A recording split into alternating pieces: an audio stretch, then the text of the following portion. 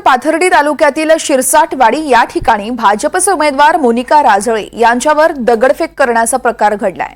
त्यानंतर त्यांनी स्वतःसह बरोबर असलेल्या कार्यकर्त्यांना घेऊन एका खोलीमध्ये बंद करून घेतलं होतं। उपविभागीय अधिकारी सुनील पाटील यांनी मोठा पोलीस बंदोबस्त घेत 2 तास मतदान केंद्रात बसून असलेल्या राजळे यांच्या यावेळी सुटका केली। तर या घटनेने संतप्त झालेल्या हजारो राजळे समर्थकांनी रात्री शहरातील अहिल्यानगर रोडवरील माणिकदौंडी चौकात रास्ता रोको आंदोलन देखील केलं। त्यामुळे काही काळ त्या ठिकाणी तणावाची परिस्थितीही निर्माण झाली होती।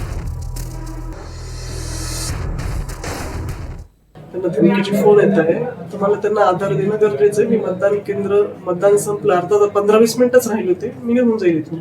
पण त्यांनी दुसऱ्यांदा रिक्वेस्ट केल्यानंतर मी निघत असतानाच सगळा मॉब गेटच्या आत आला आणि त्या मतदान केंद्राच्या समोर उभारून ते घोषणा द्यायला बाहेर काढून द्या, व्हिडिओ शूटिंग चालू होते, घोषणाबाजी सुरू होते।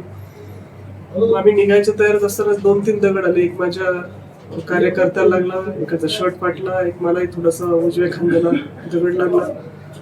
नंतर तो मॉब एकदम पायऱ्या चढून वर आला, तर काही कार्यकर्ते माझ्या संरक्षणासाठी माझ्या समोर उभे राहिले आणि नंतर आम्ही एक रूम मोकळी होती, त्या रूम मध्ये जाऊन आतमध्ये कड्या लावून आम्ही आत सगळे कार्यकर्ते बसलो।